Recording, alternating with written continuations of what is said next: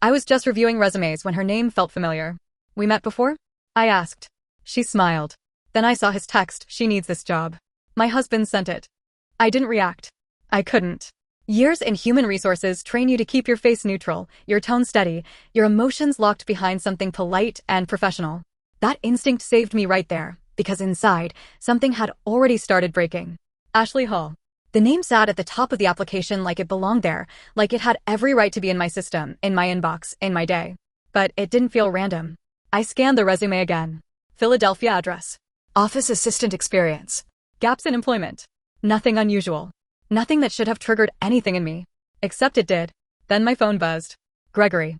My husband didn't usually text me during work hours unless it was something small. Did you pay the electric? Or what do you want for dinner? Something normal. Something safe.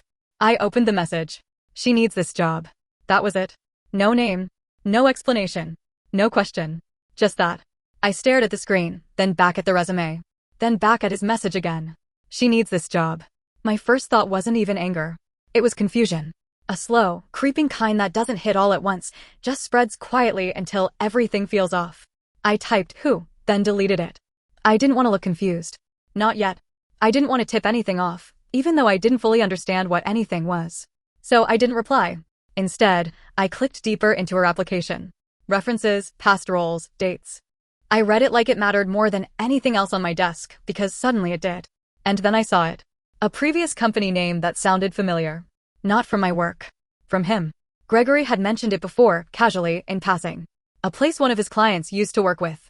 I remember nodding, not really paying attention at the time.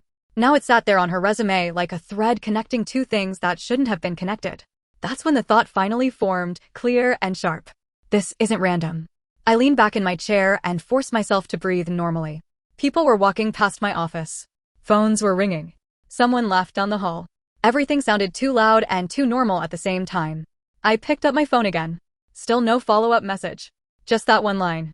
She needs this job. I could have asked him. I could have called right then, put him on the spot, forced an explanation out of him before he had time to prepare one. But I didn't. Because something told me that if I asked too soon, I'd only get the version of the truth he wanted me to hear. And I didn't want that. I wanted the real one. So I did what I'm trained to do. I observed. I flagged her application for review and forwarded it to Kevin Lewis, the project manager handling the hiring process. Strong candidate, I wrote. Worth a closer look. That wasn't even a lie. On paper, she was fine. Nothing exceptional, but solid enough. Kevin trusted my judgment. That part made everything easier. A few minutes later, he replied. Got it. I'll set up interviews. Simple. Clean. Normal. I set my phone down and finally texted Gregory back. Who needs the job? It took him longer than usual to respond. That's the kind of thing you notice when you've been with someone long enough. You know their patterns. You know when something is just slightly off. When his reply came through, it was exactly what I expected. A friend of a friend. She's been struggling. Thought maybe you could help. I read it twice. A friend of a friend.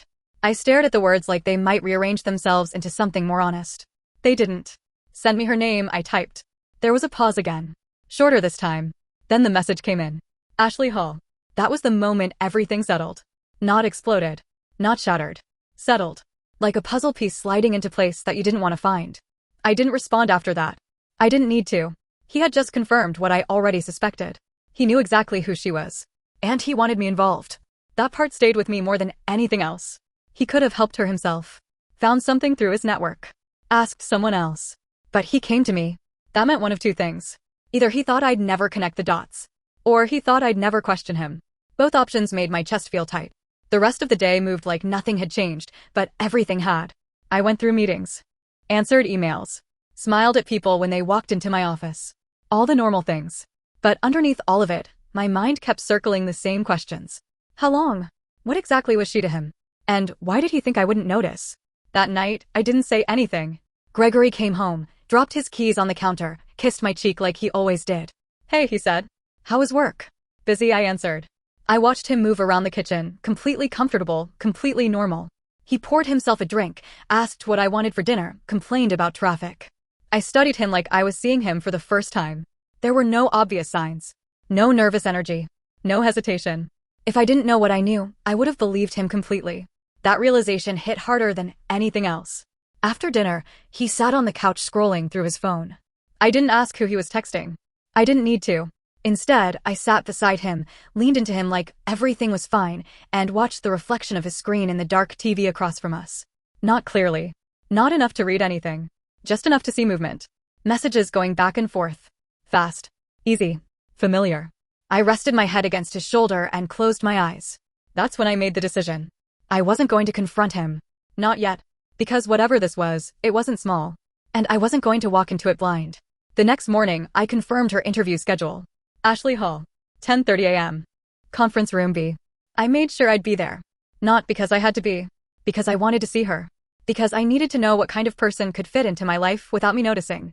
At 10:28, I stood outside the conference room door, hand on the handle, taking one slow breath. Then I stepped inside. She was already there. Nervous posture. Hands folded too tightly in her lap. Slightly underdressed for the role, like she wasn't used to this kind of environment. She looked up when I walked in. And she smiled. Polite. Grateful. Completely unaware. For a second, nothing made sense. Because she didn't look like a threat. She looked like someone who needed help. And that made everything worse. I took my seat across from her and opened her file like it was just another interview. Hi, I said. I'm Emily from HR. Her smile widened a little. Hi. Thank you for seeing me. Her voice was soft. Careful. I studied her face, her eyes, the way she held herself. Looking for something. Anything. Some sign that she knew who I was. There wasn't one. Let's start with your experience, I said. And, just like that, the interview began. But for me, it wasn't an interview. It was the beginning of something I didn't fully understand yet. All I knew was this. My husband had brought her into my world. And I wasn't going to let her leave it the same way. I thought seeing her in person would make things clearer. It didn't. If anything, it made everything worse. Ashley Hall wasn't what I expected. I don't even know what I expected. Someone obvious, maybe. Someone confident, careless, bold enough to step into someone else's marriage and not think twice. But she wasn't that. She was careful. Soft-spoken. A little nervous. The kind of person who said sorry too quickly and smiled like she didn't want to take up too much space. And that messed with me more than anything else. Because it meant this wasn't simple. The interview went exactly how interviews are supposed to go. Clean. Predictable. Questions about her past roles, how she handled pressure, why she left her last job. She answered everything honestly. Or at least it sounded honest. Kevin Lewis asked most of the technical questions. I stayed quiet for the most part, just observing. That's my job anyway. Watch, evaluate, read between the lines. But this time, I wasn't just reading her. I was comparing her to the version of her I'd built in my head from Gregory's messages. That version had been louder. More confident. More intentional. This version looked like she needed something to hold on to. Why are you interested in this position? Kevin asked. She hesitated just slightly before answering. I need something stable, she said. I've been in between things for a while, and I just want something steady. I felt something twist in my chest. Because I knew exactly who had been giving her that something before. Gregory. I kept my expression neutral. After the interview ended, she thanked us again, almost too many times, like she didn't want to risk losing the opportunity. When she left the room, Kevin leaned back in his chair. She's not bad, he said. A little rough, but trainable. I nodded. She'll do fine with the right structure. That was all it took. A few hours later, the decision was made. We offered her the job. I didn't feel anything when I sent the email. No satisfaction. No anger. Just calm. Like I had stepped onto a path and there was no reason to turn back now. That night, Gregory was in a better mood than usual. He didn't say anything directly, but I could tell. The way he moved, the way he checked his phone, the way his energy shifted. I watched him from across the kitchen while I rinsed dishes. You seem happy, I said casually. Just a good day, he replied. Yeah. I kept my tone light. Anything happen? He shrugged. Nothing big. Just things working out. Things. I nodded like I believed him. Good, I said. You deserve that. He smiled at me. And for a second, I wondered how many times he had smiled like that while lying. The next week, Ashley started. First day nerves. I recognized them instantly. She came in early, sat at her desk before anyone else, organizing things that didn't need organizing. Michelle Hernandez took her through onboarding. Policies, expectations, workflow. I stayed in the background, stepping in only when necessary. Emily from HR will be your go-to if you have any questions, Michelle told her. Ashley looked at me and smiled again. Thank you. I really appreciate this. I nodded. Of course. Every word I said felt normal. Every thought in my head wasn't. The first few days, I didn't do anything. I just watched. That's what I told myself. But watching is still a choice. I saw how she worked. Careful but slow. She double-checked everything, sometimes too much. She asked questions when she wasn't sure, which should have been a good thing. But in a fast-paced environment, hesitation becomes a problem. Michelle noticed it first. She's struggling with pace, she told me after the first week. Accuracy is okay, but she's too slow. Give her time, I said.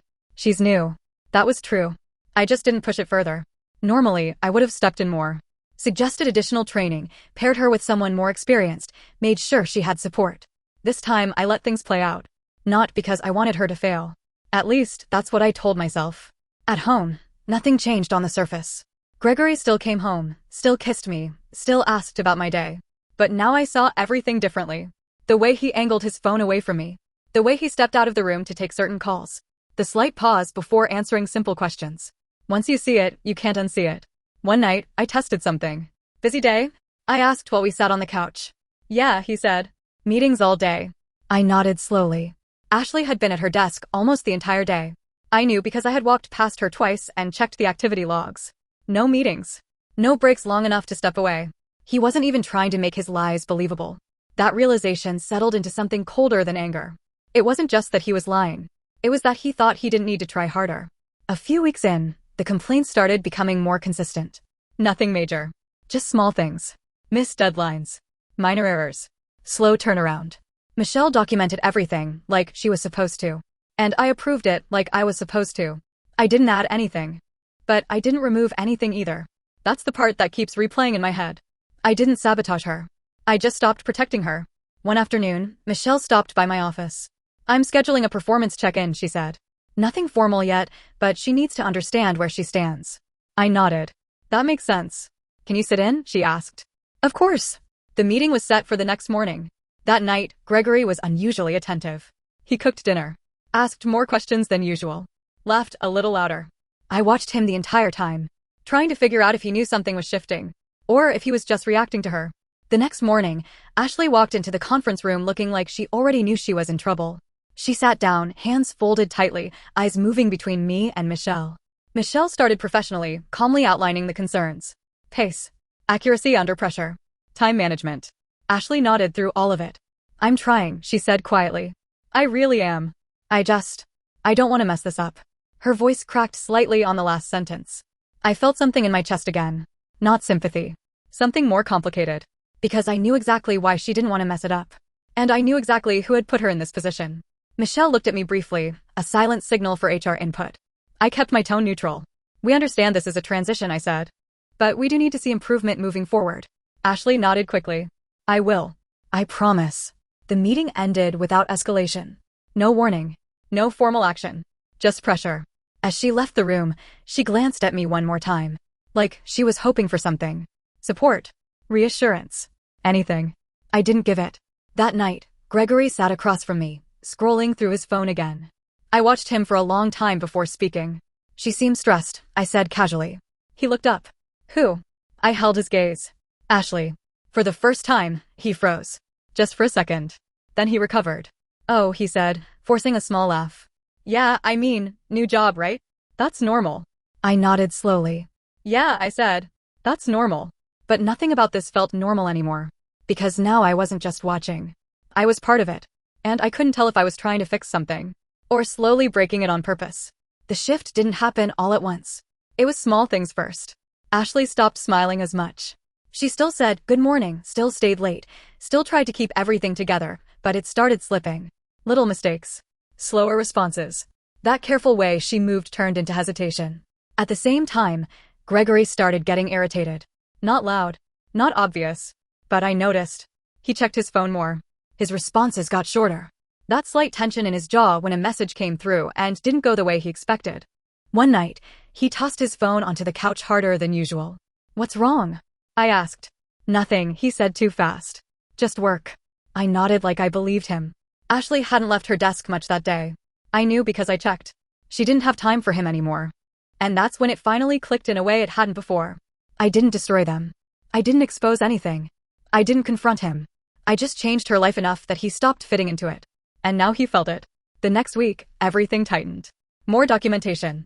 More pressure. Still nothing unfair, just everything being recorded exactly as it was. No protection. No extra help.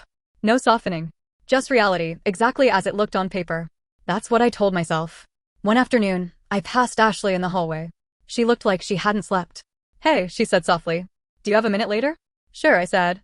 When she came into my office, she sat down slowly, like she already knew she was losing something. I know I'm not doing great, she said. I have a lot going on. I didn't respond. She swallowed. I really need this job. That sentence again. Same weight. Same desperation. She needs this job. Gregory's voice in my head. I kept my tone neutral. Then you need to show improvement, I said. Her eyes searched my face like she was looking for something more human. I am trying, she said quietly. I nodded once. Then let that show. She sat there for a second longer, like she wanted me to help her. I didn't. That was the moment. Not the resignation. Not Gregory. That moment. Because I knew I could help her. And I chose not to. That night, Gregory finally pushed it too far. She's been acting weird, he said out of nowhere. I looked up slowly. Who? He hesitated, then said it. Ashley. I held his gaze. How do you know Ashley? He exhaled, like he had already rehearsed this. I told you. She's just someone I've been helping out. Helping, I repeated. Yeah, he said. She needed support. I leaned back slightly. Financial support? His face changed. Just for a second. Then he looked away. It's not like that. That's when I said it. Calm. Even. Controlled. I know about the transfers. Silence. Real silence this time. Not the quiet between conversations. The kind that fills the entire room. He stared at me. You went through my phone? I didn't have to, I said. That wasn't entirely true. But it didn't matter. He didn't deny it. That was the part that mattered. He didn't deny it. He just sat there, trying to figure out how much I knew. How long? I asked. He ran a hand through his hair. It wasn't serious. I almost laughed. Don't, I said quietly. He stopped. She needed help, he repeated, weaker this time. And what did you need? I asked. He didn't answer. Because there wasn't a clean answer to that. We sat there, facing each other, with everything finally out in the open, but still not fully said. I got her the job, I said. His head snapped up. What? I hired her, I said. Well, I made sure she got hired. The look on his face. That was the first real reaction I'd seen from him. Confusion. Shock. Something close to fear. Why would you? So she wouldn't need you, I said. He stared at me like he didn't recognize me. And maybe he didn't. You set this up? He asked. No, I said. You did. You brought her into my world. I just adjusted it. He didn't speak after that. Because there was nothing left for him to say. A few days later, Ashley got the formal warning. A week after that, she resigned. No scene. No confrontation. She just disappeared from our lives like she was never supposed to be there in the first place. Gregory didn't mention her again. Not once. And that's the part that stays with me. Not the cheating. Not the lies. But how easily it ended when the situation changed. Like she was never the point. Like he was. Things are quiet now. Normal. He leaves his phone out. Comes home on time. Talks more. Pays attention. Everything people say they want after something like this. But sometimes, I catch him watching me. Not in a loving way. In a careful way. Like he's trying to understand what I'm capable of now. And maybe that's fair. Because I changed something in this marriage too. I didn't scream. I didn't break things. I didn't walk away. I stayed. And I rewrote it. And that's the part he still doesn't know how to deal with. Because I never forgave him. I just removed the problem. And the worst part? It worked. So now I live in this version of my life that looks fixed, sounds normal, feels stable. But I know exactly how fragile it actually is. Because if I could do that to them, quietly, patiently, without them even realizing it until it was over, then what does that say about me? Did I save my marriage? Or did I just become the kind of person who knows exactly how to control it?